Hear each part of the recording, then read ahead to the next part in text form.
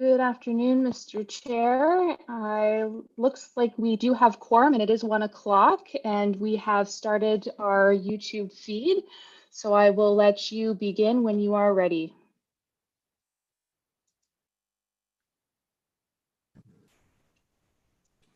All right, with that said, good afternoon, everyone. Lovely to have everybody here and see you or hear you in some cases. Moving on to our meeting and calling it to order, we'll look to the approval of the agenda. Everybody's had a chance to look at the agenda and the information. Are there any comments or things to raise with the agenda? All right, and seeing none, can I have a mover and a seconder for the agenda, please? I see Chloe and I see Leah, and all those in favor. And do we not have anyone doing audio today then? Is that correct? I'm just on audio today. I'm in favor as well. Great, Glenn, thanks. I'll remember to keep checking in with you. So that is carried. Moving on to confirmation of the minutes. Everyone's had a chance to have a look at the minutes, I'm hoping. Were there any comments, concerns, or things that people wanted to raise from the minutes? Seeing none. And Glenn, you were okay with the minutes? Yep, no issues. Okay, could I have a mover and a seconder for the minutes then, please? I see Caitlin and I saw Susan way up in the top corner of my screen. Hello, Susan. We have a mover and a seconder. All those in favor? And Glenn had already said that he had no problems with that. So assuming that's fine still, that is carried. Moving on to the next section, does anybody have a disclosure of pecuniary interest for today? Seeing none. Glenn, you're good? Yep, all set. Thanks. Awesome. So we'll move on to delegations. We have no delegations. On to briefings. I don't have any briefings marked down. So we'll move on to 7 on our agenda, which is the business items, and 7A, which is an update on the Transportation and Public Works initiatives for 2020.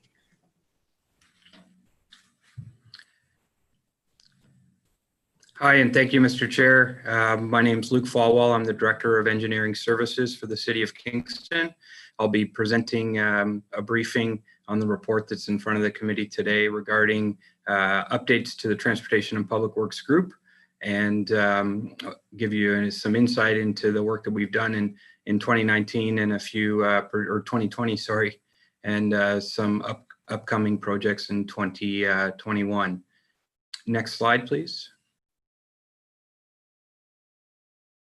So within Transportation and Public Works, we have 6 service groups: Transit Service, Transportation Service, Solid Waste Service, Public Works Service, Corporate Asset Management and Fleet, and Engineering and Parks. Next slide, please. So over the next 12 slides, I'll just show some images and try to describe some of the work that has been completed. Certainly want to thank a number of the members of the committee that have been part of our project teams over the last year and continuing on into the future. And certainly we appreciate the feedback and the collaboration to implement a number of these initiatives. So first on the screen is Taylor Kid Boulevard and Bexley Gate, where there's a new intersection that's been completed in support of the development to the south on the former Nortel site. And as part of that intersection improvement, we've added new bus pads on the eastbound and the westbound in order to support the future development that's coming. Next slide. And before I go too far, Mr. Chair, would you like me to go through the entire presentation and wait for questions at the end? Would that be preferred method, or should I pause for questions as I go? I'm not sure where the interest of time is, but it might be best just to go all the way through. Okay, and yeah, no problem. That's usually sounds good, and we're happy to flip back to if we'd like to discuss a specific project in more detail. John Counter Boulevard. So next Thursday, November 12th, we will be officially opening the bridge over the CN tracks. which has been a significant barrier for all modes of transportation and all mobilities across the level crossing. And it's been since about 2007, the entire John Counter Boulevard project first started, and this will be the completion, which is phase 5B, and it includes the overpass, but also includes new sidewalks, new bus pads, new connection into the VIA station, and also significantly improved intersection improvements, including warning tactile surfaces at the intersections. And also you'll see in the picture on the left, the green bike box area is dedicated for cyclists. And there's additional improvements at the intersections in these locations. Bus shelters themselves will follow this fall and proceed to be installed following the opening next Thursday. Next slide, please.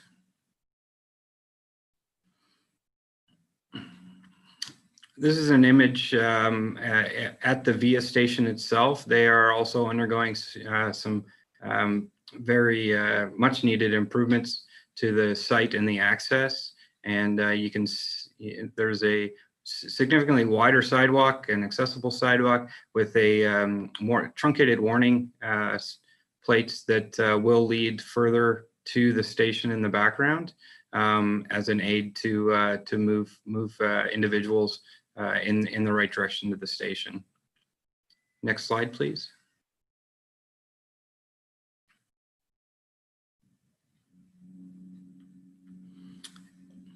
On the more eastern end of John Counter Boulevard at LeRoy Grant, we have upgraded an intersection for bike boxes and pedestrians as well.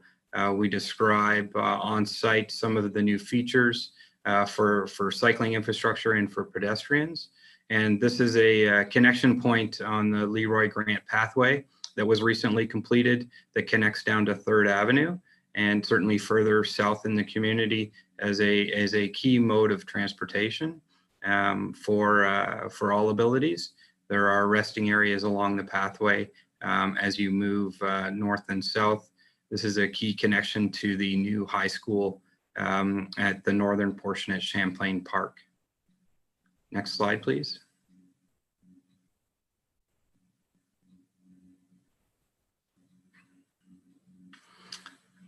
As part of the city's support for the downtown businesses, the Love Kingston Marketplace was implemented in June of this year, and that included utilizing some of the existing laybys along Princess Street and some of the surrounding streets. And as part of that, we look to provide some accessible routes and improvements down into the laybys, as they were in most cases obstructed by barrier curbs. And we created some larger platforms that allowed for accessible routes down into the space. And we also facilitated the procurement of some smaller ramps as well, and ensured that we worked with our partners in the downtown area to provide accessible seating and routes in these newly curated public spaces. This infrastructure will be removed in early December as we prepare for winter control activities. Next slide, please.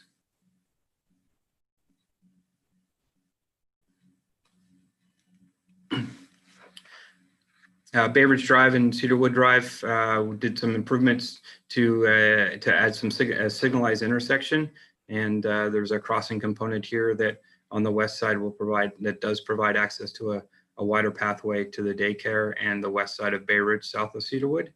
And that was a very certainly challenging area to cross without the controlled intersection components. Next slide, please.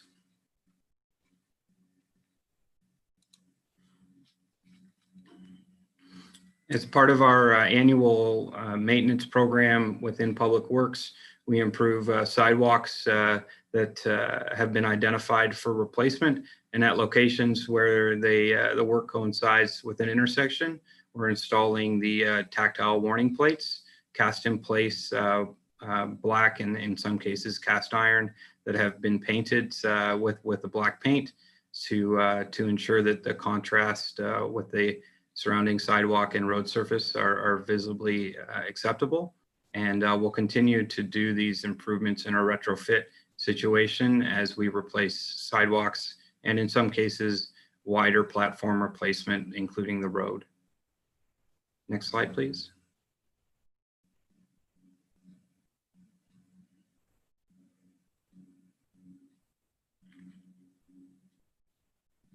Next slide, please. Ongoing maintenance of our, oh, back please, one. Sorry, I think there might be just a small lag there.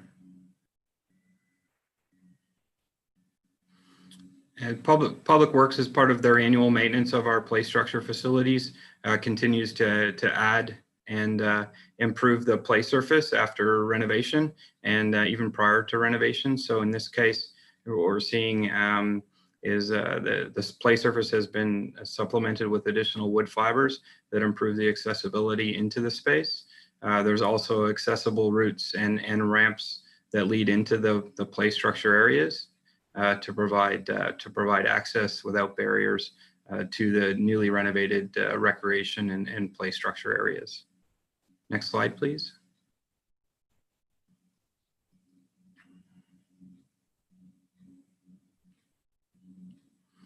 This is an image of Grass Creek Park washroom and change room facility renovation. This structure was formerly housed at the Marine Museum and covered the Phoebe steamship that was on site that's currently in storage.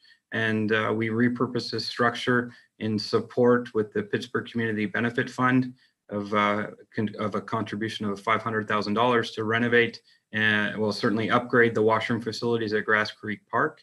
They're fully accessible with a men's, women's, and individual washrooms and change area that support the function of Grass Creek Park. The building itself is just being finalized and will be open officially for the summer of 2021. Next slide, please.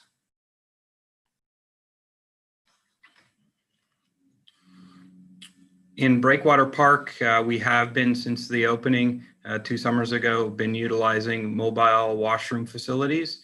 As a result of certainly the demand at this site, we have developed more of a portable washroom system, similar to in size to a C-can, if you will, that includes a large individual washroom, fully accessible, and also a more standard sized facility in the middle. Signage isn't shown on this current image, but it will be fully signed with the appropriate signage delineating and indicating the spaces. There will also be accessible change stalls on the outside, but not contained within this building. And again, this facility was recently completed, but will officially be opened in the summer of 2021. Next slide, please.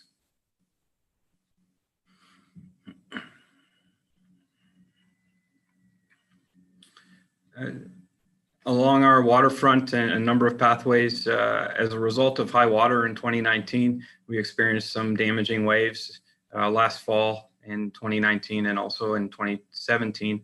And we've done some spot repairs similar to the one shown here. This is leading, you're looking towards Portsmouth Olympic Harbor at this location. We will be, we currently are designing and we'll have a project on the market later this fall that does a complete upgrade from Lake Ontario Park to Portsmouth Olympic Harbor, including the steep section just south of the Providence Care Hospital. And we will be adding an accessible route to ensure that the full length of the pathway will be accessible. And there's a few other steep sections of that pathway that will also be made accessible following the completion of that project. Next slide, please.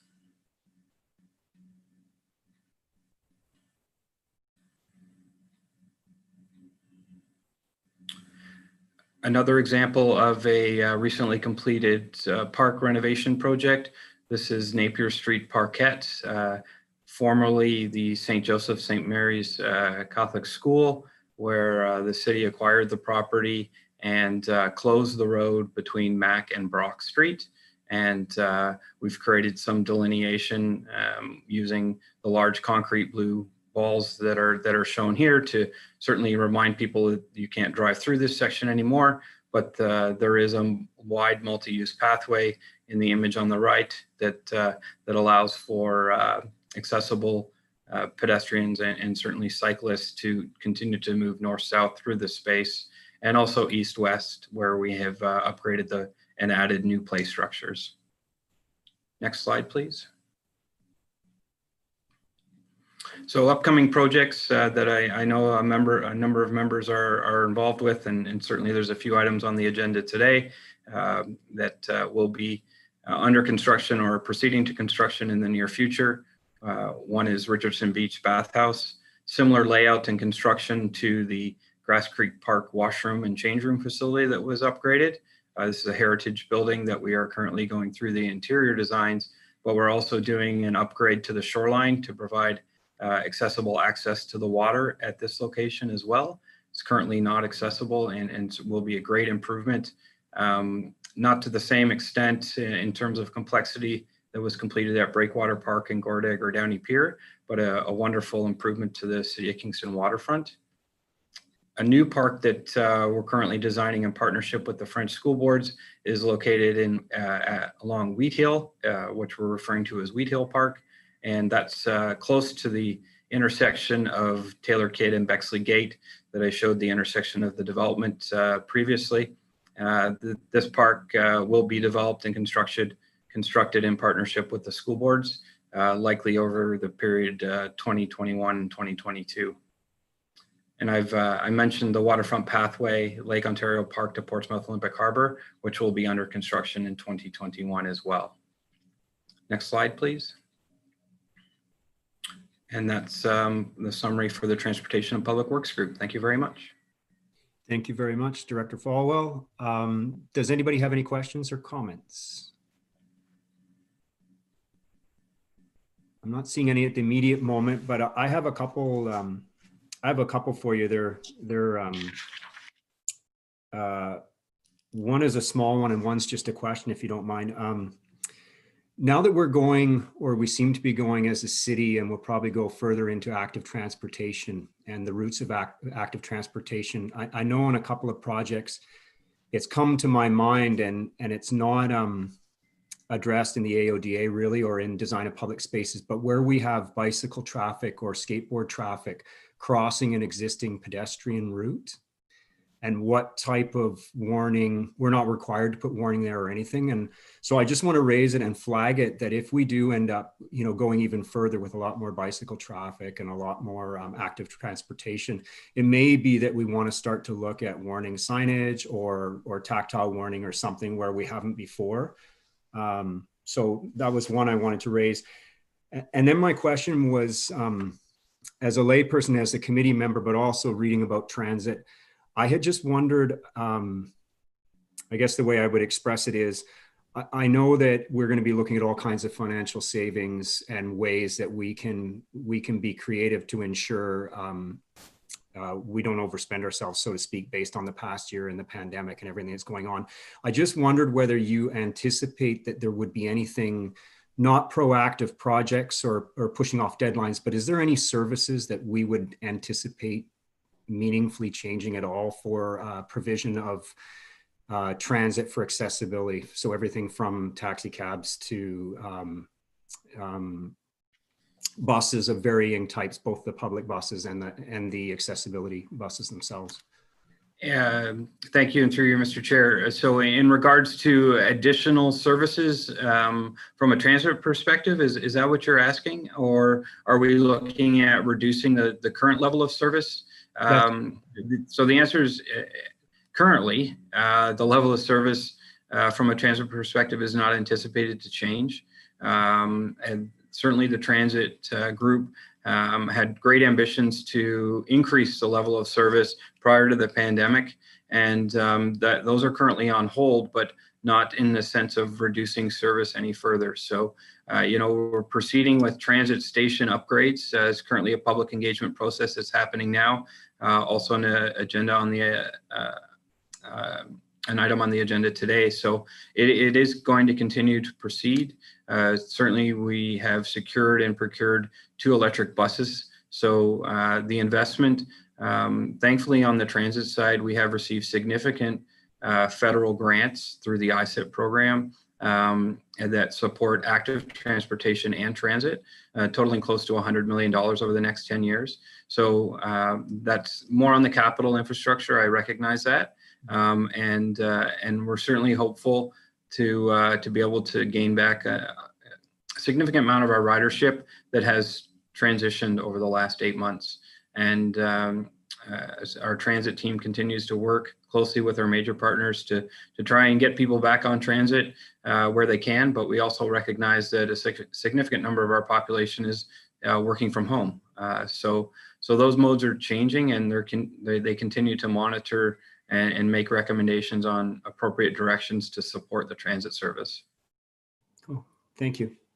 And certainly on the point about the active transportation pathways, point well taken, certainly, and hopefully we get to that point where we have a number of pedestrians and cyclists within our network that we need to, essentially control intersections, if you will, that aren't vehicle-driven changes. So we'll monitor that, and we do have that type of infrastructure certainly within the roadway, warnings. Drivers that cyclists are in that space. So it should likely go the other way as well, where cyclists are warned that pedestrians are in the space and vice versa. So I'll relay that back to our transportation services team, and thank you for the comment. Cool. Thank you. Anybody else have any comments at this time? I see Susan. Hi, I have a question, but it was based on looking at the report. So I don't know if this is beyond the scope of what I can ask about, but maybe I'll just ask you and you can tell me. One thing I noticed when I read the attached report was emphasis on, I guess, some of the solid waste management and also sidewalk accessibility and repair. And I guess one question I had, and I guess also with snow removal, what mechanisms are in place to communicate to people in the community who may require, encounter difficulties with snow removal, or may require some of the assistance that was outlined in terms of the solid waste management, or identifying sidewalks that impact on accessibility? I guess I was curious because some of that was very new to me, and I was curious, how is that communicated to the community as a whole so that people who require or need or want to report on that are even aware that those are possibilities? Yeah, thank you. And through you, Mr. Chair, a number of those items are communicated through the city's website, but I don't want to use that as a reason not to communicate it to, because it's challenging to find that information on the website. So it's always in our work recommend that if someone, unfortunately, they need to reach out to us, and the easiest way to do that is through our contact center and contact us. And that information and that request will get to the home department, and it will be addressed in a very timely manner. So we try to respond to those inquiries within 48 hours. So that would be my recommendation to share. And if there are individual needs that need to be addressed, we will treat them on a case-by-case basis. And I'll work with Elizabeth here and just double check within our group as to what components are shared on our website in an easy to find way if you search keywords as an example. And I don't have the answer to that, I'm sorry, but we always recommend to go through Contact Us if you have a specific need or want, and we will address it. And if we can support it, we will. And if we can't, we'll also let you know. Okay, great. Thank you. The other follow-up I do to that, Susan, is usually within a given year, there are different departments that come to talk about things. So usually engineering comes on their own. And so it may be that when those individual departments come, you can address it more meaningfully with them about how snow removal might be done as opposed to other concerns you raised. So you have more than one opportunity, or the committee has more than one opportunity to follow up these things. Okay, great. Thank you. Thanks very much. Thank you. Any other questions? Seeing none. And Glenn, I'm assuming you're good? Oh, good here, thanks. Okay. Well, thank you for your time, Director Falwell. We appreciate it. Thank you very much. Have a great day. You too. Bye now. Bye. So moving on to business item 7B, program and special event update report that is attached to the agenda. Is it Jacqueline? Is that going to be who's?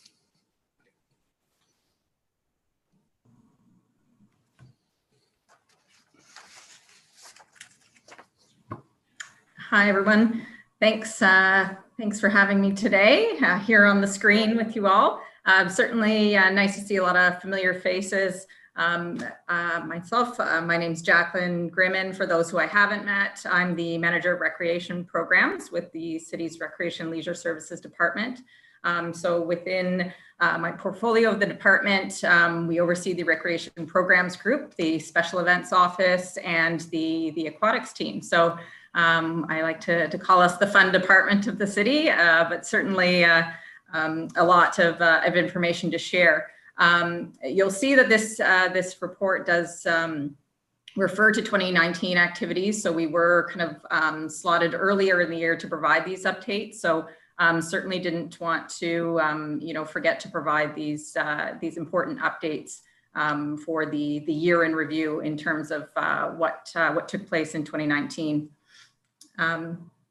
If you're okay, Mr. Chair, I can just jump right into the presentation here.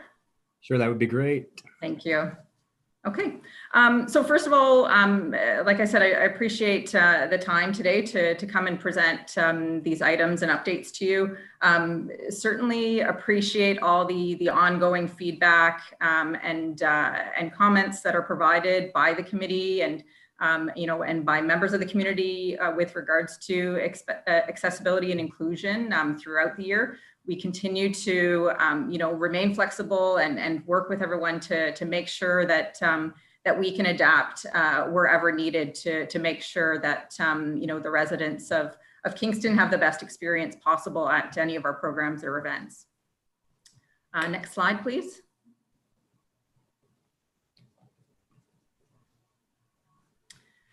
So the Recreation and Leisure Services guide that goes out biannually is distributed to all homes in Kingston. It is typically distributed in both March and September, so a fall and winter and a spring and summer edition. We produce that both in hard copy distributed to homes, and then we also have an electronic version that's AODA compliant and accessible on the city's website. So we really have, continued to receive good feedback over the years about this guide, and people really do kind of keep this as a coffee table book when they receive that at home, and certainly we see a lot of traffic through the city's website with people referring to the various pages of this guide, whether it's looking up a registered program and some information with regards to that, or looking for a partner program or a drop-in service or facility information. We continue to work based on the feedback that this committee and our patrons provide to make this guide a great resource for the community. Next slide, please.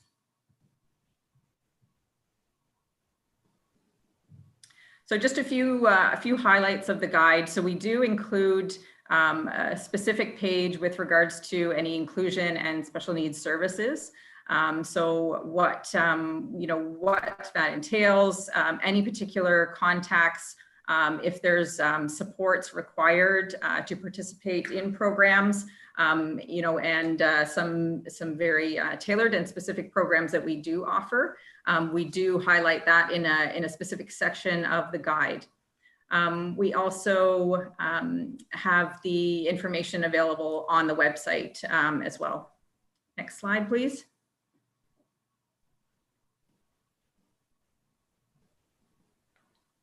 So again, just some website highlights outside of the Recreation Leisure Services Guide, which we do provide online, and then as well in any additional formats that are requested.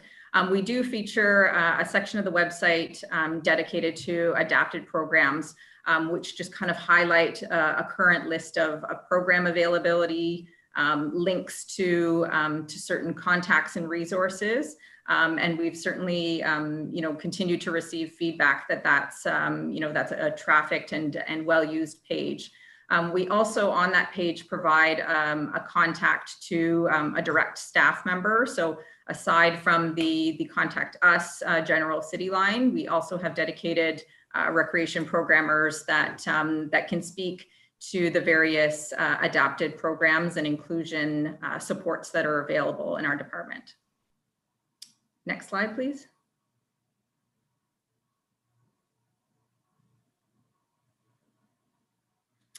So just moving on to recreation facility highlights, we continue to provide accessible facilities. We're working on a great facility now with a number of other departments around the city, the Kingston East Community Center, which for anybody that's living in the East End or that's been by Highway 15 and Grenadier Drive, you'll see the construction action going on there. So again, another great accessible facility that we're bringing online. Currently, the Invista and the Invista Fitness and Wellness Center, we have a fitness center as part of that facility. And we do also have fully accessible fitness equipment and change facilities available there. The Artillery Park Aquatic Center, which we're actually just putting water in the pool and getting ready to reopen that facility in the coming weeks. A great accessible facility with a full lap pool and warm water therapy pool. We've got some, again, fully accessible fitness equipment available at that site. We've got aquatic wheelchairs that are available for use at no charge for those requiring them to access the pool.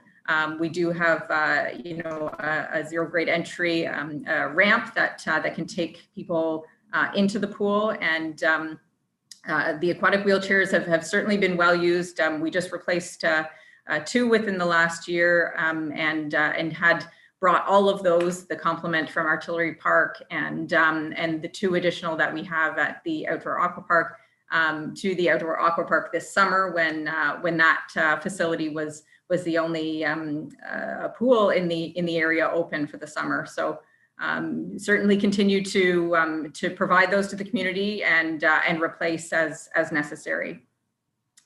We did also last year install a service dog hook on the pool deck. So those individuals requiring that can bring their service animals to the pool, and there is a tie-up area for them. We do have 2 very regular users that do use that service, and that's been well received. The Outdoor Aqua Park, again, that gradual beach entry, the aquatic wheelchairs available. In 2019, we had 2 of those, and as I mentioned, this summer we provided all 4, the complement from Artillery Park, and the 2 as well at the Outdoor Aqua Park. And again, those are available at no charge for use during aquatic programming times. Next slide, please.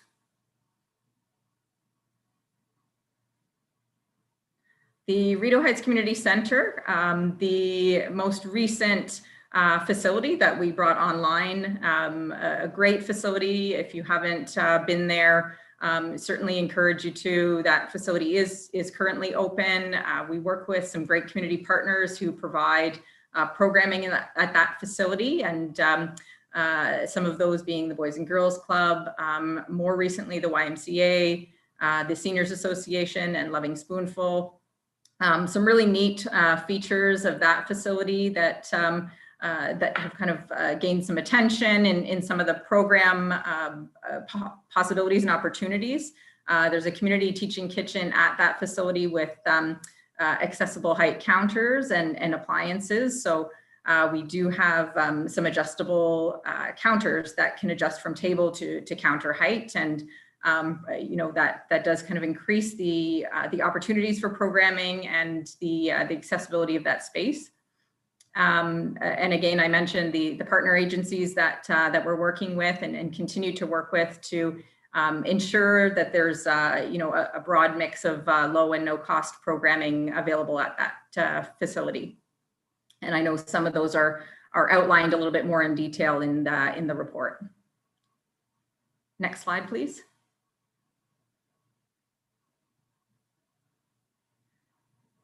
So in terms of some more recreation program highlights, we do like to ensure that as much as possible, we do get out to the community and encourage people to pop in and participate in programs and services within our great recreation facilities across the city.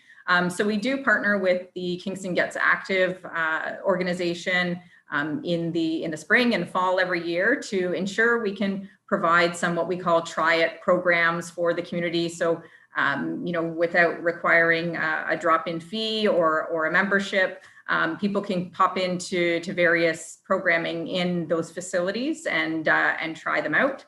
So some of them are listed here. We do a therapeutic yoga Pilates, a strength training, an aqua arthritis. So both a mix of dry land and aquatics programs for individuals to try out. And then as well, an arts and interest program. Next slide, please.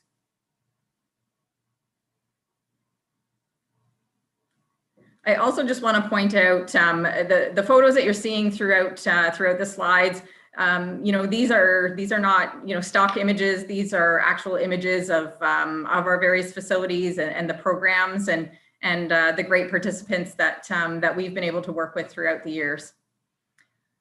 This certainly being a great one, and we continue to see the attendance climb for the Leisure Connections program and certainly the summer baseball. Every year we do see an incline, and again in 2019 we saw 31 participants join that program and come out for a great baseball season.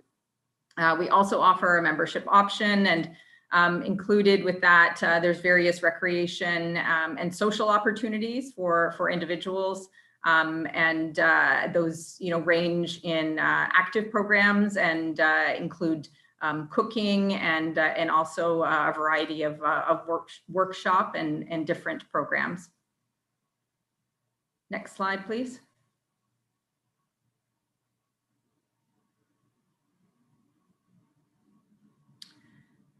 So summer camps, we, as I mentioned before, have been grateful for the support and the feedback that we've received from the MAC committee, and certainly this is a great example of that.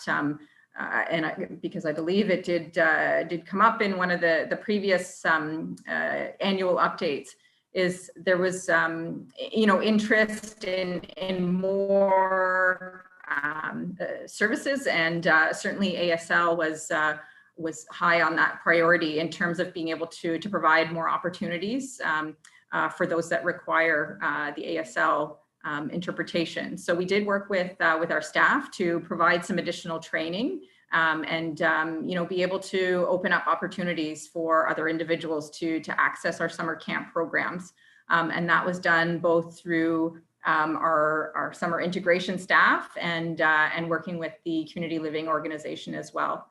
So in terms of the staff training, we every year look to increase the opportunity and the knowledge for our staff to be able to provide the best possible experience for our camp participants. So some of that training does include the ASL training, behavior management, autism awareness, mental health first aid, and certainly the anaphylaxis training for those with severe allergies. And you can see some of the camp participants there enjoying themselves. Next slide, please.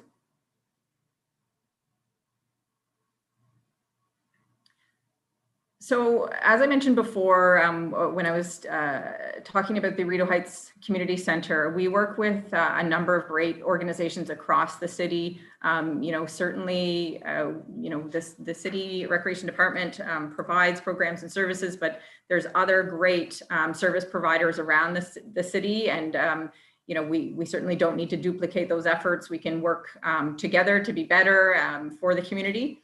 So just a number of them listed here. The Seniors Association, we every year work with them closely to continue to increase an offering of programs across the city. More recently at the West End Boys and Girls Club, we've worked to provide more seniors opportunities for recreation programming at that site. The VON, the 4 fall preventions programs that we work with them to facilitate each year. Again, the Kingston Gets Active, the free try it sessions in the spring and fall. Hotel Dieu, we've been working with for a number of years on a chronic pain clinic. They had been facilitating that clinic specifically at their location, and really wanted to get out and integrate some of their clients back into the community. So we've worked with them at Artillery Park to ensure we can provide them with access to a great recreation facility, and then kind of once they transition out of their program with Hotel Dieu, they are set up to continue on that success with membership at our facilities. The Kingston Immigration Services, so some facility orientations that we continue to provide in a variety of languages, and working through with translation services. It's amazing what Google Translate can do, but also working with other organizations around the city to ensure that the opportunity can be equal for all residents of the city. Again, education and training opportunities, so continuing to provide those both for the community and for our staff members. And then the Loving Spoonful partnership, certainly at the Rideau Heights Community Center, so providing a large number of accessible cooking classes, and we work closely with them as well on the community gardens, and ensuring there's access to accessible community gardening opportunities around the city. Next slide, please.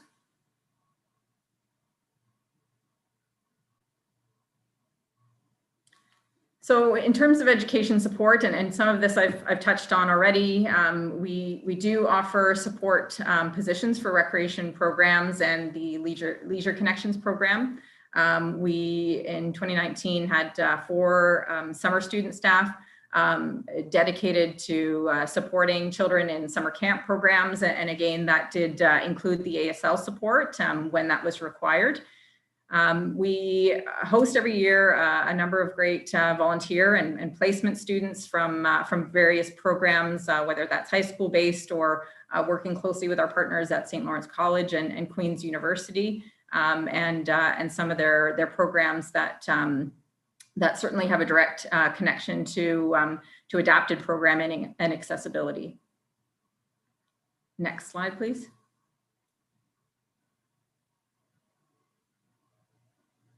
Special events, next slide.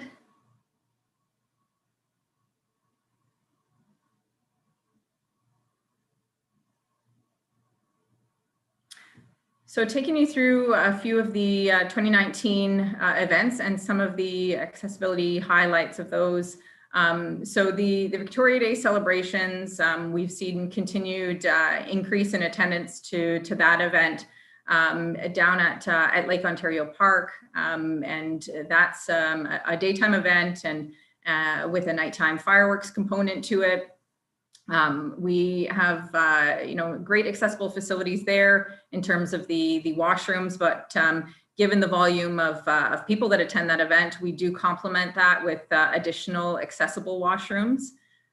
We've worked in the past number of years to provide shuttle service to the event to ensure that we're not encouraging everyone to drive down directly to the site and create some issues for our traffic partners, but We have worked to provide a shuttle service with Kingston Transit, and again, an accessible shuttle service. And we did increase that to 3 sites. Previously, we had done 2 different spots for that accessible pickup and drop off, and just saw such great pickup to that we did add a 3rd site in 2019. The food vendors, there is an area of food vendors as well at that event. So because that is a multi-hour event that kind of stretches throughout the day, we do provide that service and a small food court area. We do, when we solicit for those vendors, we do ask them to provide an accessible customer service policy to ensure that because a lot of food trucks are not necessarily set up with a lower level counter. So we do ask them to provide a policy on how they will accommodate different requests for service at the events. And that is part of the vetting process in us bringing on vendors to our particular events. We have increased and dedicated accessible on-site parking. So we have in the last number of years worked to only provide accessible parking on site. The remainder of the parking, we've worked closely with St. Lawrence College across the street for access to some of their parking. And again, that's one of the shuttle location pickup and drop offs. But should people need to get closer to the site for accessibility reasons, we do offer dedicated accessible parking in Lake Ontario Park. And we do have a security group that manages letting people in and out of that. We have some entertainment as part of that event, and accessible seating area dedicated for those requiring that, and then roaming first aid services, just to ensure the health and safety of the patrons and volunteers and staff at that event. Next slide, please.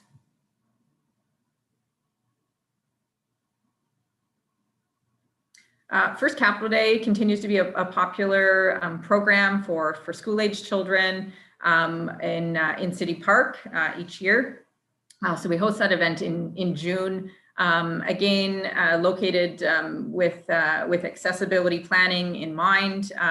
We plan everything around the accessible pathways throughout the park, and providing the washrooms similar to the ones that we bring in for the Lake Ontario Park Victoria Day event.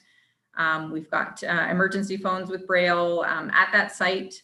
We do bring in the Utilities Kingston water buggy, so people can bring their refillable water bottle and fuel up on water there. Again, the food vendors and accessible programs and teacher guides available on request. Next slide, please.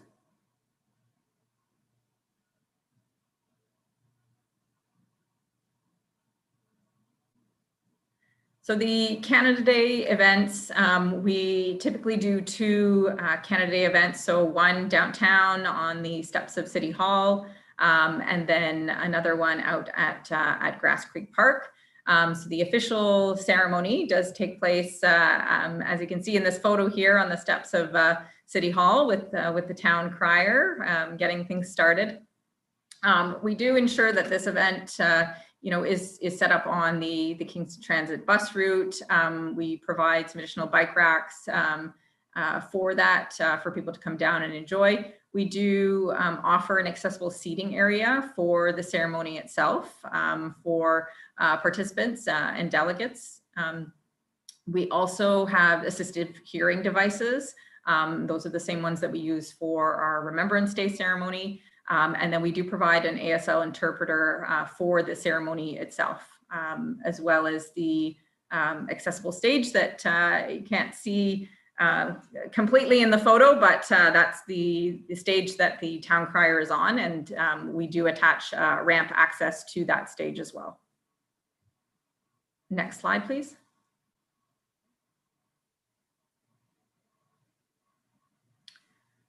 So part 2 of that, the Canada Day event at Grass Creek Park. So again, further to Luke's presentation there, the great new accessible washroom building will certainly be a great addition to that location. The accessible washrooms, we do bring in an additional complement of those, again, given the volume of people that attend the event.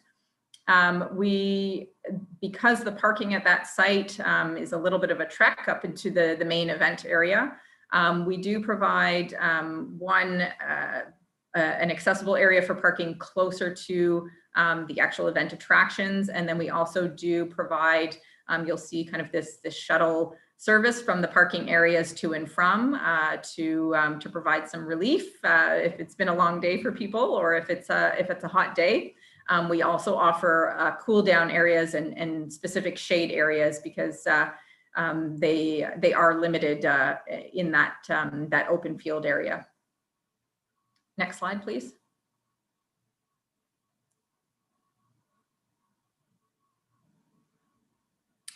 The Sheepdog Trials Festival at Grass Creek Park, continuing to be a popular event.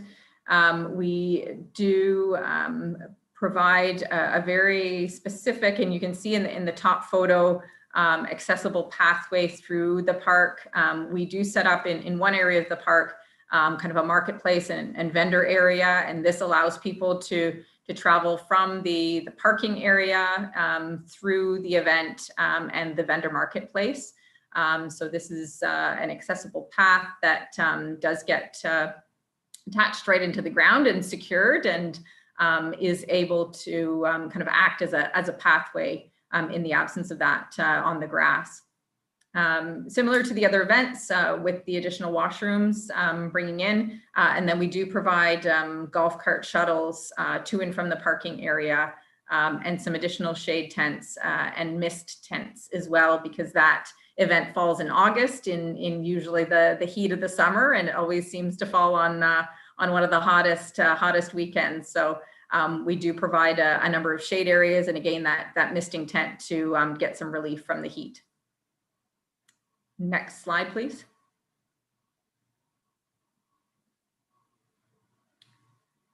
The Remembrance Day service that the city facilitates at McDonald Park.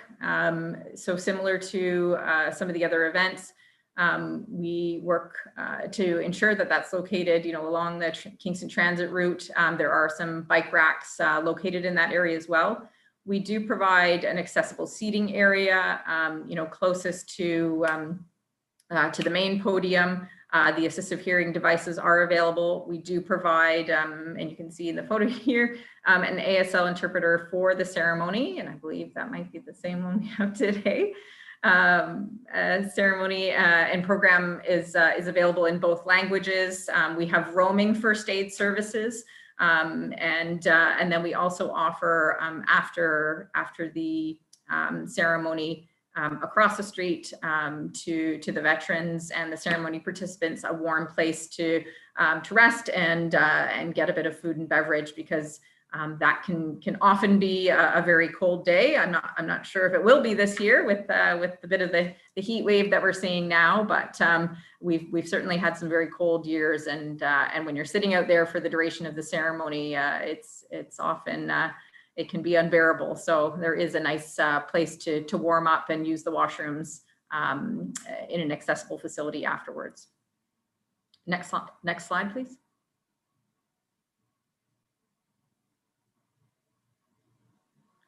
The Snow Much Fun event, an event we've introduced in more recent years, located in Springer Market Square. Again, there's our interpreter. She's a gem, yes, helping Mayor Patterson read the mayor's story. And that's a popular feature of the event. Every year, we put out a bit of a call to the community to see which story that the mayor should read. And again, we do provide the ASL interpreter service for that. We've got accessible to help with the cold temperatures. That event does take place at the beginning of December. We also ensure that there's additional lighting, because that does happen after dark, and ensure that we've got accessible cable matting over any of the cabling to ensure that the path of travel is not obstructed and we're not creating any hazards. Next slide, please.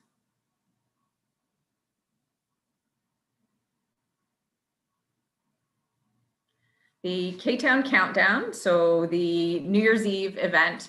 In 2019, that event was moved. It was previously at the Leon Center and was moved to the Invista Center to allow for more people to be able to attend that, and certainly, greater access to parking at that facility along a Kingston transit route. And as well, to be able to accommodate a larger number of people. We'd had great success at downtown at the Leon Center, but seemed to be kind of bursting at the seams in terms of being able to provide public skating opportunities. So it was a bit of a natural transition that we would move to our premier Ford pad facility out in the city's West End. Great attendance last year as our inaugural year to moving that event. So again, accessible activities throughout the facility, the increased skating opportunities on the 4 ice pads. We increased the lighting for safety, and we did ensure that certain rinks were dedicated more to family space, some for older teenage age youth, and then also a senior skate as part of that. And we did provide the opportunity for families to bring their skating aids to help with any young children or those requiring any mobility needs. Next slide, please. So that concludes the presentation. Again, certainly appreciate the feedback and the ongoing support for our programs and services. Always open to receiving your feedback, and happy to take any questions. Anybody have any questions or comments at this time? I see Caitlin with her hand raised, and Leah afterwards. Thank you. Just had to unmute myself.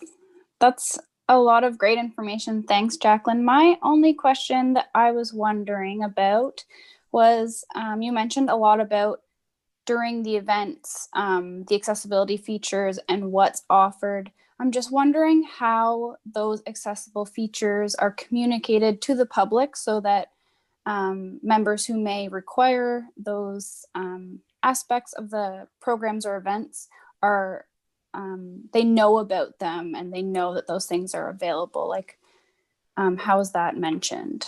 Sure. Yeah, great question. Through you, Mr. Chair, to Caitlin. It's definitely a multifaceted approach when we do communicate things like that.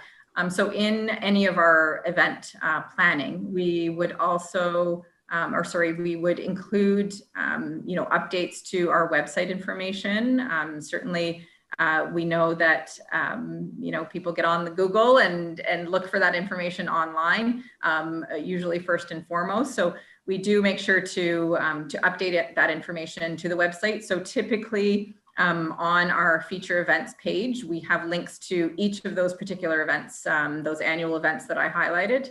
And then we would have any of those specific accessibility items. So if it's, where the accessible parking is located, if there's an accessible, stage or seating area, we would denote that right in the event information.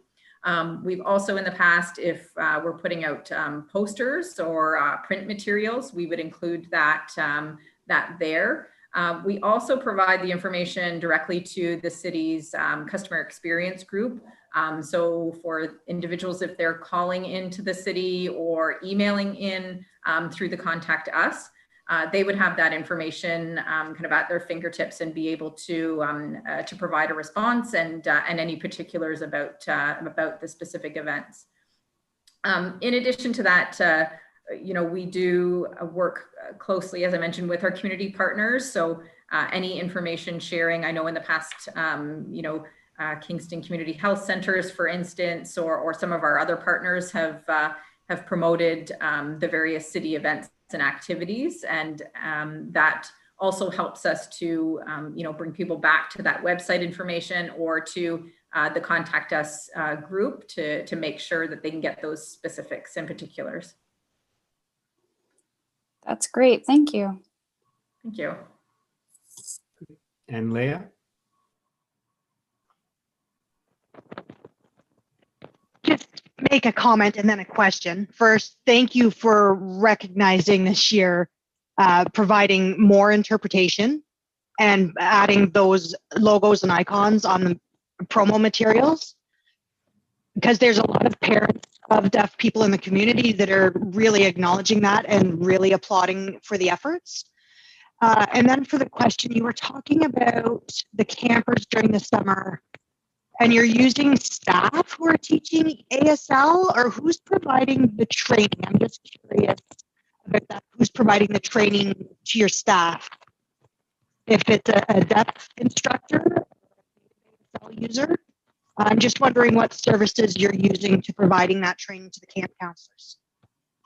Sure. Thank you. Through you, Mr. Chair. Yes, certainly another great question. The training that we provide to the staff is contracted by an organization that's a subject matter expert. So either an individual or an organization we would bring in as the subject matter expert to provide that training. It's not necessarily one particular staff member that's providing that training. We would bring in a facilitator for that particular training. As well, the staff members themselves, so in any of the integration positions where we are asking for the ASL, we would have that specifically in the job requirements or job description for that particular position. I hope that answers your question. Just in relation to that, are the parents aware that ASL is providing for any of the camps? It seems that the parents have to really ask frequently and consistently because many people aren't getting an answer or they don't know the answer. So I'm sorry, I missed the first That part. was my mic sometimes cuts out. I'm just wondering if the parents are aware, because I know many parents have had to ask repeatedly to find out if ASL is provided, and they're not always given a clear answer. So how are the parents made aware? Sure, yeah. Through you, Mr. Chair, we do, mention that within some of our camp documents, when we do publish that information, closer to the camp season, for specific requests, it's often dependent on instructor availability and those staff members' availability who would have those specific skill sets. So sometimes until we have those individuals in place, it's difficult for us to commit to being able to provide that, for 1, 2, 4, or 5 different support individuals. So hopefully that provides a bit more clarity, but yes, certainly if there's other opportunities or other ways that you think, would be helpful in making sure that we can communicate that information and have that in the right places, I'm happy to work with you on that. Great. Thank you. Thank you. And I see Sherry with her hand raised. Thank you. I'm just wondering, this isn't so much a question as perhaps a suggestion. You had highlighted the fact that you are identifying the information on the events page of the city website about what accessibility features are offered. I'm wondering if there's any consideration being given to using that same symbolism that you're using on the posters, because it's really clear. And sometimes the accessibility features can kind of get buried in the narrative of the description of the event. And this would be a very clear indicator of what's available to residents. And that might be similar to, for example, like it could even be something that could be on the camp page as well, so that those features are really clear and stand out. So just a thought or a suggestion. Great, thank you. Anybody else, any comments or questions? I'll dive in for the moment while other people are able to think. I have one on a similar, in a similar vein to how we know, I guess I would say. And I had wondered, because I know some years we've struggled with finding content for accessibility awareness week and different initiatives, whether we could actually, what comes across to us as the committee is there's always all these programs, and going through it is very lengthy, and at a certain point to the layperson, you feel like you can't see the trees for the forest to find things, and then accessibility is a part of that. So I had wondered whether initiatives where, if you're running programs between now and next year or this year, whether we could get permission to make small videos to actually create social media pushes, that those things could also be used one or two during awareness week. So I'll throw that out there, and I know that you've got all the tools, devices, people, and everything to make that happen. But I just think for the public, the picture or the video would be worth, it would get people into it far more. So enough about that, but that's one of my ideas. The other thing I had wondered about is that I come from an artist background, and a lot of my friends are artists. So we're talking about a 2-year timeline for us to get out of the pandemic. And even then it may not be to go back to normal. I'm going to suggest it's probably, I work for a large venue facility in town, and we're booking now about a year out, but even some of us are wondering if we're going to be going back to large gatherings a year out. What has happened up till now with the pandemic has occurred, but I still think we're going to see a year or so where aspects that fall under the AODA, like mental health and addictions, are going to be still what I would call at risk for being isolated, for feeling overwhelmed, etc. And I had thought you have a natural in a lot of your programming where you could, I have a friend who teaches aquafit, so I'll use that as an example, but you could have someone who's in front of a class as the teacher. If they gave permission, you could monetize it in that you could have the link all set up so the person is paying a portion of the cost if they go to the class live. But it might be the difference between at-risk populations, people with mental health, or seniors, or young children, youth, whatever, who are not able to actually get out, but are feeling the oppression, or whatever the word is, but the weight of what's going on. And I think we still probably have a window for a year, and it might even be a prototype to the future. So that was the other thing when I was hearing the whole lengthy list of these programs. There are other ways to quote unquote advertise or to get people to know the information, and remote might be another way.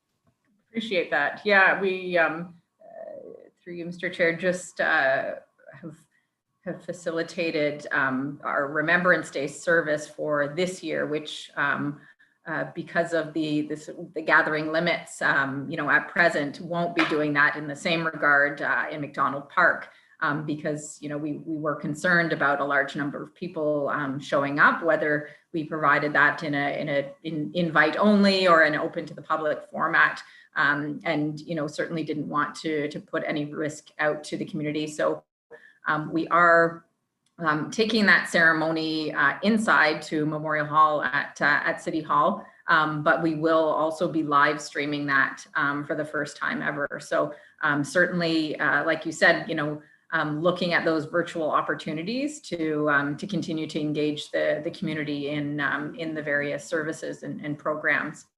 And I know we are looking at that, in a number of other areas, and know that, recreation programming certainly looks and feels differently now. We're happy to see people back, starting to reopen our facilities and see people back into those facilities. But we also know that for the time being, we do need to provide more passive opportunities and drop-in style opportunities for people, similar to the skating activities in Market Square, and things that people can kind of do at their leisure. So yeah, certainly appreciate that that comment.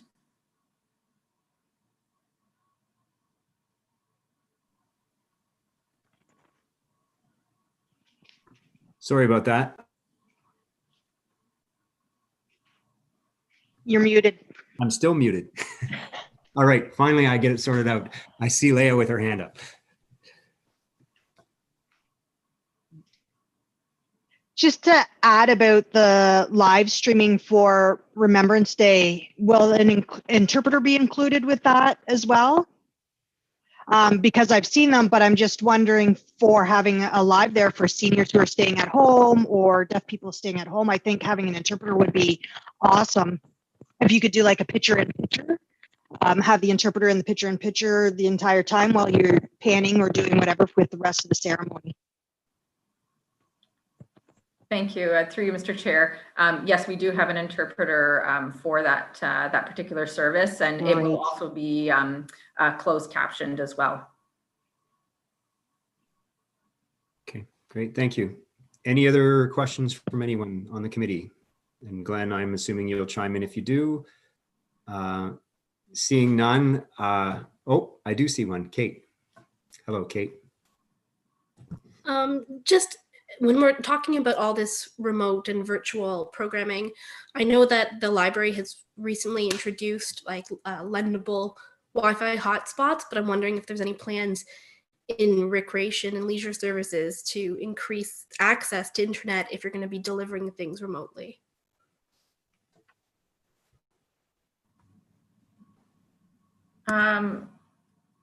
Good question. Through you, Mr. Chair. Not something that that we've broached the subject on. Certainly, all of our public recreation facilities, do have Wi-Fi availability, and I know we've worked with our IS&T department in specific areas where we maybe do need to increase the service speed, and that did take place this summer. With the marinas, when we saw the marina clients come back online, but certainly a good point that I can review with our management team. Thank you. Okay, and seeing no other comments and questions, I would just say that even more than other, whatever you want to call it, but subjects or departments that come to MAC, this is one that I've noticed over the last 6 years has made tremendous changes, or whatever you want to call it, but meaningful difference. And I think there are people on the committee that have been involved in that, where what we were hearing when we went through all these programs 6 years ago is a very different conversation for what we heard today. So congratulations to you and to the committee members who've been very involved with that, with the other city staff to bring that forward. So thank you. Thank you, and thank you all. All right, well, we shall now move on to business item 7C, which is accessibility office report. And I'm assuming that Janet's going to appear magically very soon. I'm here, everybody. Good to see you, hear you. So I have the municipal feedback statistics for you this month.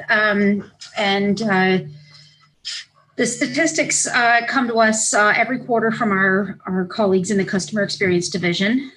Just to sort of recap, in Q1 this year, there were 62 inquiries. In Q2, there were 38 inquiries. And this time, there were 77 inquiries. So you probably will recall from our last meeting that we put some analysis to why there was a lower number of inquiries in Q2. And in large part, we thought that was because there were so many businesses and facilities that were closed because of COVID-19. So it's kind of the same thing, but in reverse right now, because we're seeing a bit of a higher number. But again, that's because we feel that, with the with phase 2 phase 3 of the COVID reopening stage, there were more people out and about. We were into the summer season where it was much nicer weather, and the combination of those two things, and the fact that many businesses were having to sort of make changes to the way that they might be open in a non-pandemic time, limitations to the number of people that might be allowed into a facility or a restaurant or a coffee shop or something like that at any given time. And that may have led to some additional concerns. And then compared to sort of Q3 of 2019, so same period last year, the calls were a little higher. In Q3 2019, there were 61 inquiries. The main areas where the inquiries were, where we typically see them, transit, roads and sidewalks, parking. And there was a big jump in parking between Q2 2020 and Q3 2020. Again, that may be because more people were out and about in the better weather during the months of April through June. Q3, many areas were not charging for parking. Many businesses were still closed, so people may not have been making as many trips out of their house. So parking in general may not have been as much of an issue as it was during Q3. So that's the update that I have in terms of the accessibility statistics. With the chair's indulgence, I'd be happy to give an update on the work plan as well at this time. Sure, that'd be great. I just had one comment about those statistics. Absolutely. Do you ever measure new initiatives? Like, in other words, if you add a new variable where you try something like the Love Kingston initiative, or you're restricting bus travel in certain ways, like the way that they have roped off buses and things, it could be that you're just getting higher reportage because you're doing something new or different. And so you're not really comparing same as, because you've got this whole other set of programs. So I had wondered how many of these were related to that.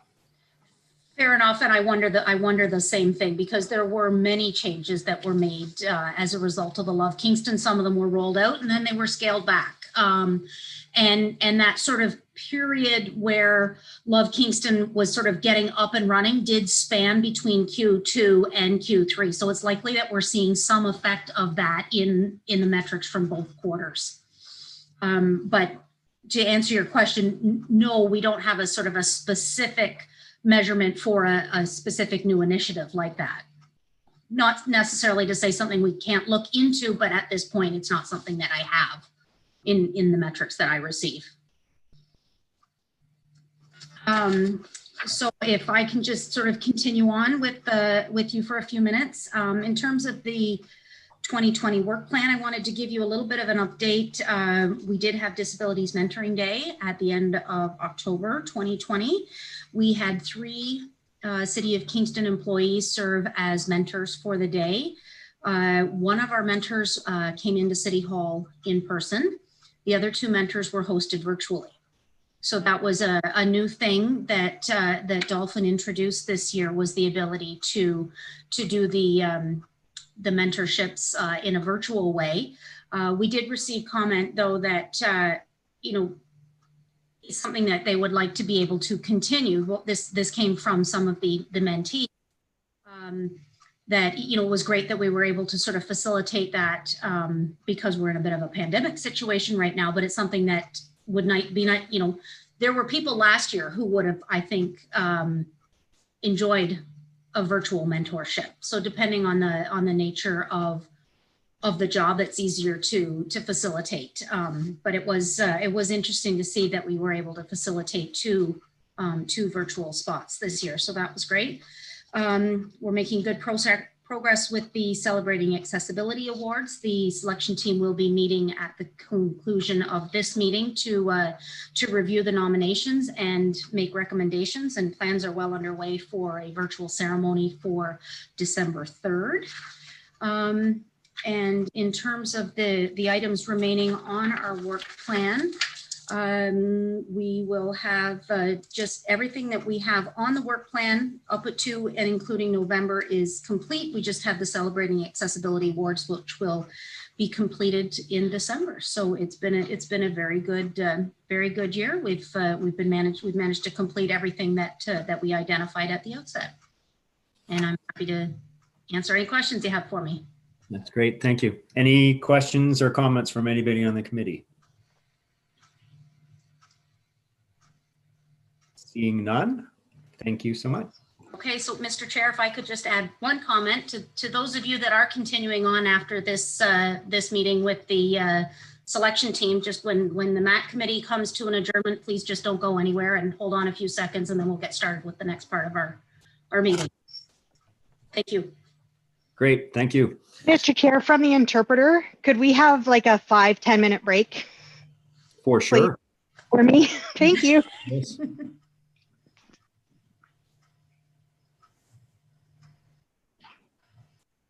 Thank you.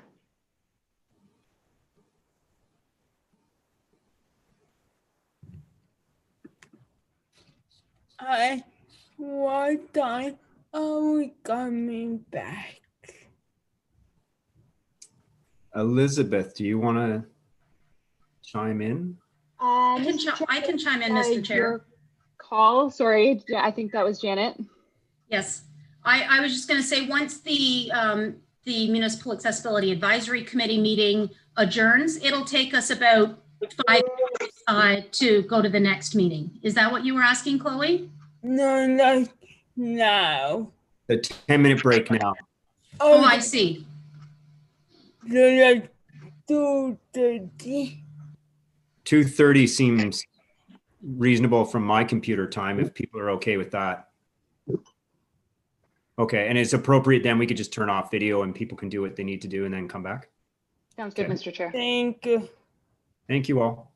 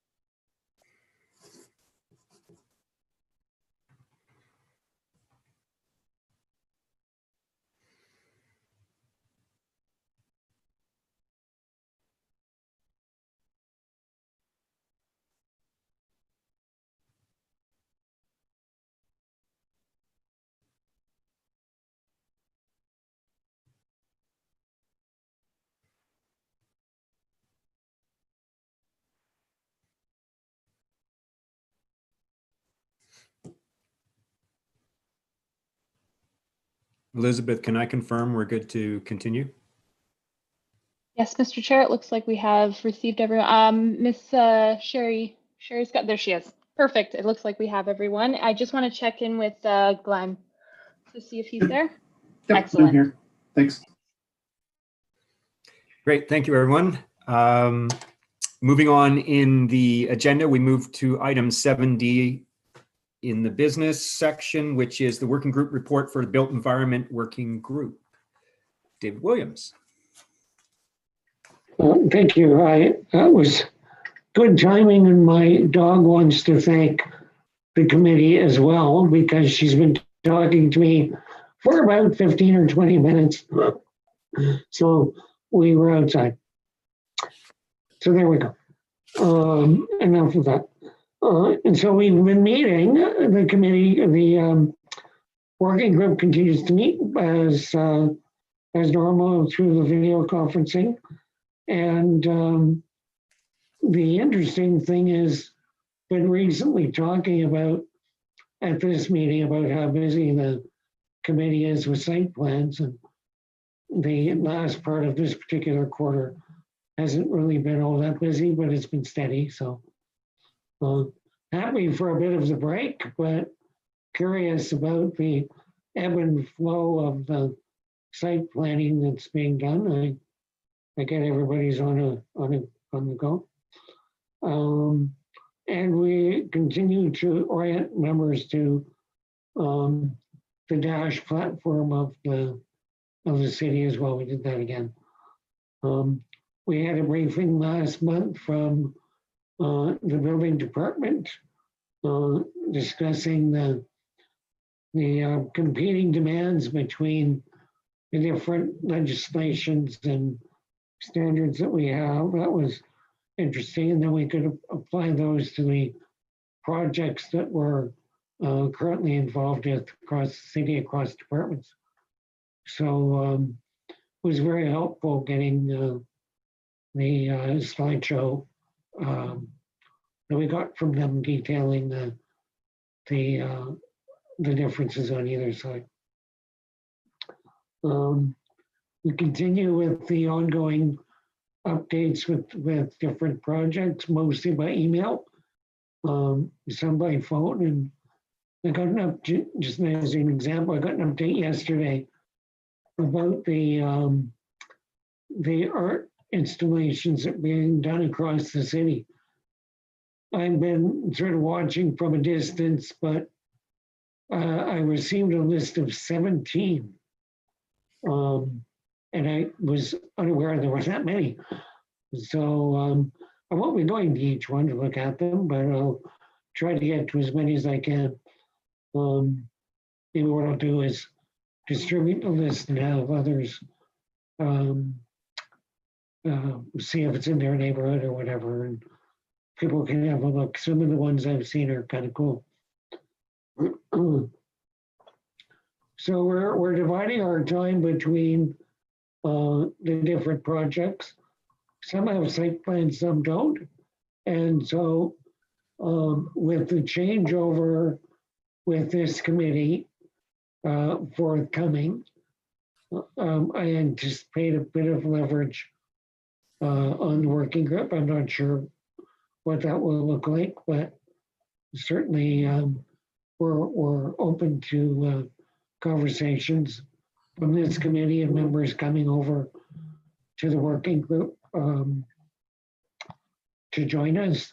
And you're welcome to pick up on whatever particular part of the projects and plans that we review that are of interest to you. I think we just spend a lot of our time during the meeting going back and forth about the different things that we're finding in the projects. So it's good conversation, and happy to take any new people later and comments, questions now. I think that was all. Oh, and our next meeting is 2 weeks from today, Thursday morning. Does that make it? November 19th. So That's it for me. Great, thank you. Any questions or comments from the committee? Seeing none, thank you, David. Elizabeth, can I check, do we need to do a motion? Yes, Mr. Chair, if you could do a motion to receive the report. That's what I thought. Okay, so can I get a mover and a seconder to receive the working group report, please? I see Andrew. And I saw Leah first. So Andrew and Leah, and all those in favor? Okay, and that is carried. Oh, sorry, Glenn, let me check with you. Yep, I'm in favor as well. Thanks. So that is carried. So moving on to item E on our agenda under business, 7E, I guess it would be, which is appointment to project teams. There are quite a few of them, and I'm looking to city staff about whether we should just, whether we should go one by one through them, or whether we should just have people indicate which ones they would be interested in. Mr. Chair, I think that we can just let the committee choose which ones they would like to participate in. I would like to provide an update, however, to the committee that the project number 4 on the list, Napier Street Parquet, Mr. Falwell mentioned in his presentation that it is complete. We do not require anyone for project teams for that project. Okay, and can I also just confirm that once we get the appointees, are we required to do a motion to accept those people as appointed to those projects? That is correct, Mr. Chair, yes. Thank you.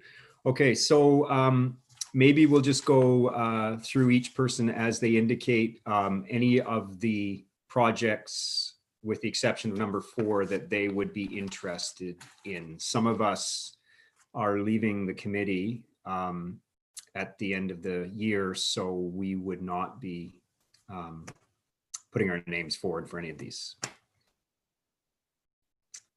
So anybody on the committee at this time interested in any of these particular projects? I see Caitlin, so maybe Caitlin, you can tell us which ones you'd be interested in. Sure. So I would be interested in joining the document accessibility review and also the transit station. Great, thank you. Mr. Chair, I'd be interested in the Fleet Garage project. Great, thank you, Glenn.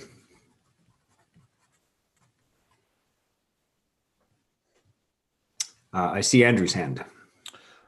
I'll finish off the document review, and I'll also volunteer for number 3, the Richardson Beach Bathhouse.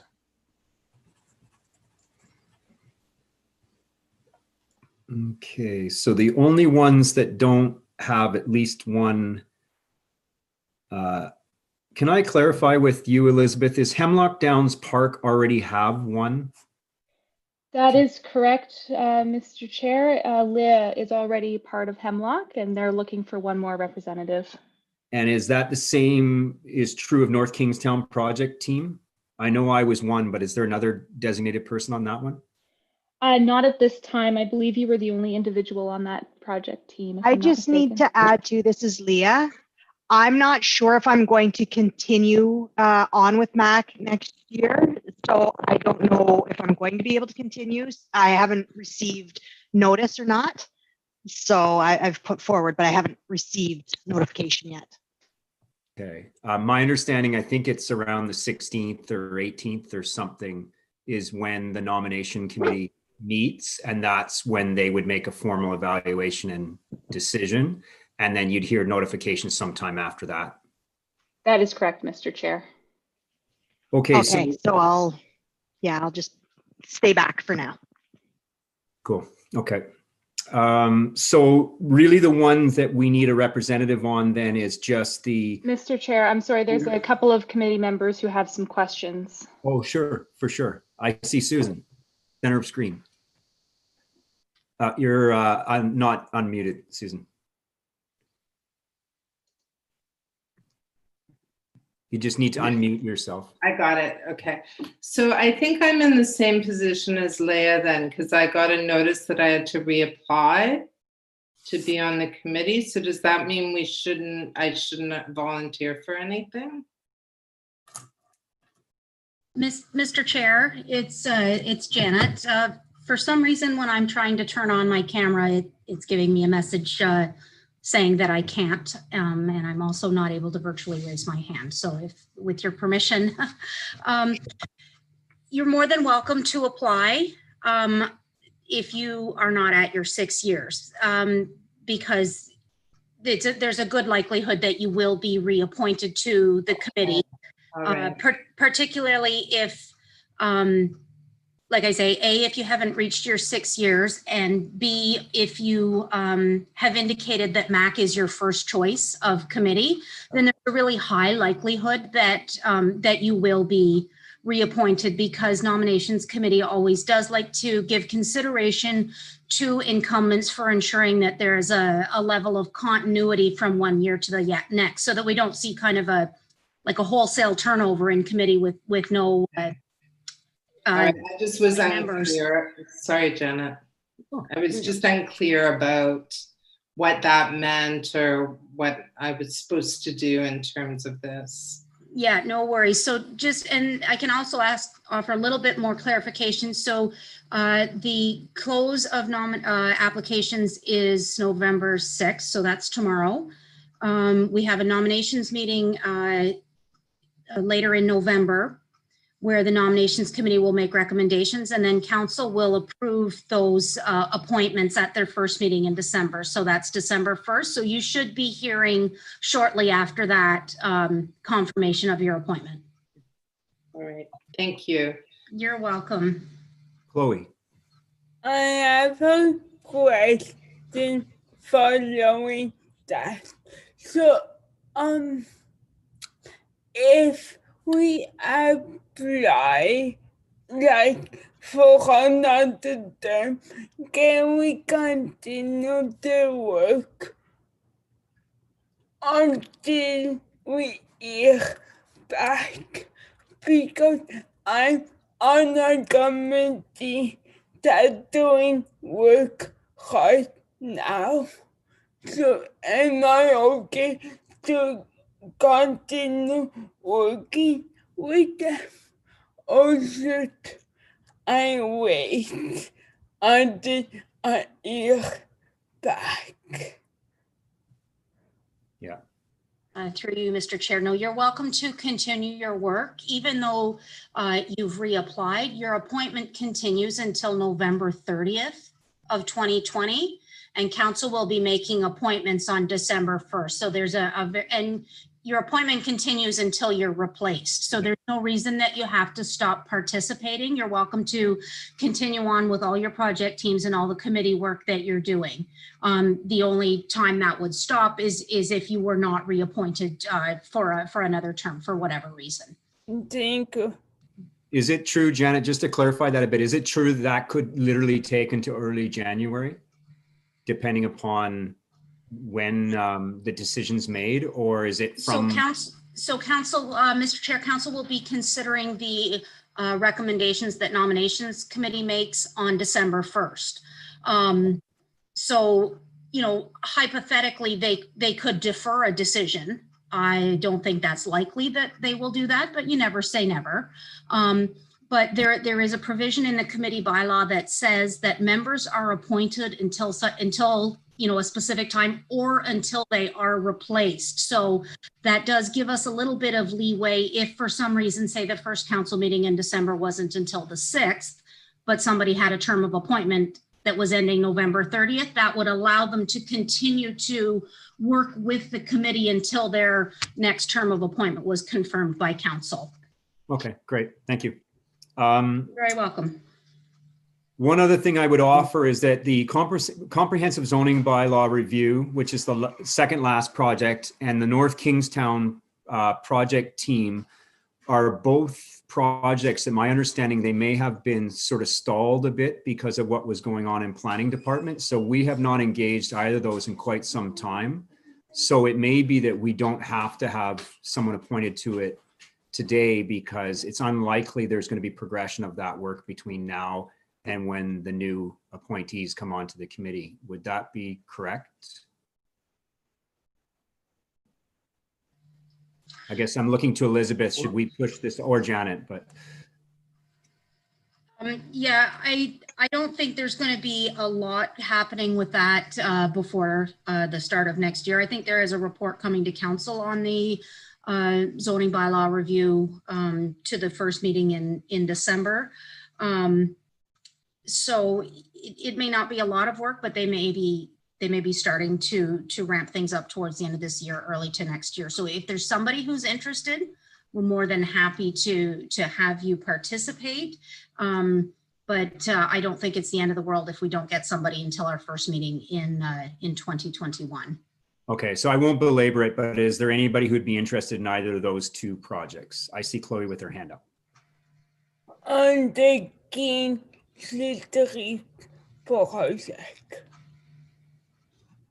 Which one? The last one. The North Kingstown project. Yeah.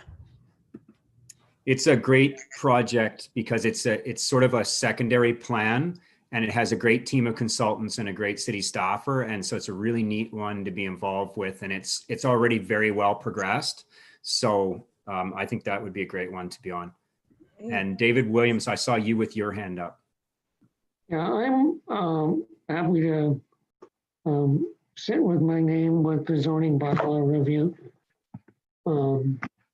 There's two there, so there's still room for someone else to join if they want. And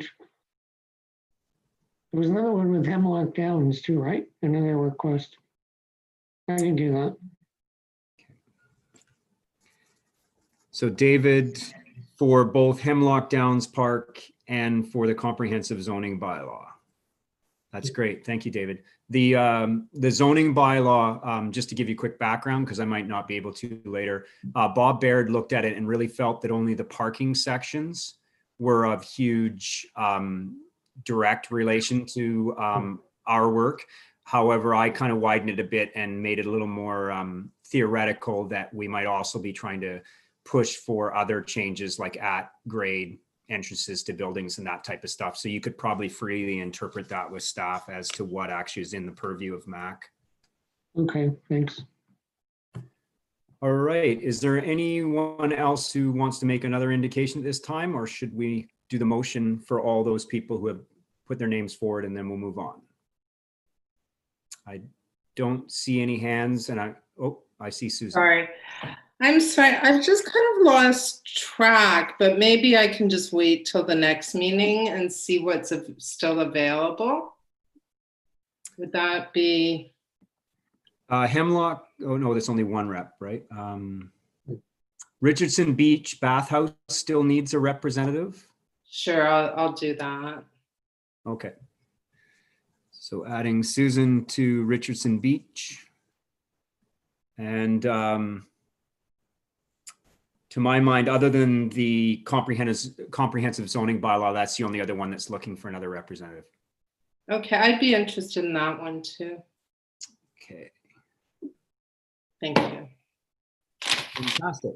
Thank you all. So if I could get a mover and a seconder for all of these adding of names. I see Caitlin. And I see Sherry and Andrew and now everybody. So all those in favor. I see lots of people. Janet didn't raise her hand. And Glenn, you're good? Yep, I would approve as well. Thank you. That's carried. Okay, moving on to the committee work plan update. Mr. Chair, I believe Ms. Jane's already dealt with the work plan update when she discussed. And there's nothing forward thinking though that we need to do, or questions for the new year or anything like that? I'll ask Ms. James to respond. So through you, Mr. Chair, and to you, Mr. Chair, I'm happy to take any feedback from members of the committee. I do have a few things that I have made notes on over the year. I don't have that list in front of me. I anticipate that that we will be reaching out to the committee once we know who the committee is after council makes its decisions in December. I anticipate that we will be reaching out to the committee early in the new year to arrange sort of the inaugural meeting of the new committee, bring forward a work plan at that time, and as you know, sort of establish a meeting schedule for the year. Okay. So moving on from that, then we have no motions that I'm aware of, no notices of motion. Is there any other business for people? Seeing none and hearing none, moving on to correspondence. I'm not aware of any correspondence. The date and time of the next meeting, as Janet just explained, will be resolved after the new committee is formed. So we move on to item 13, which is a mover and a seconder for adjournment. I don't see any. Oh, now I do. I saw Susan and Andrew out of the corner of my eye. All those in favor? All right.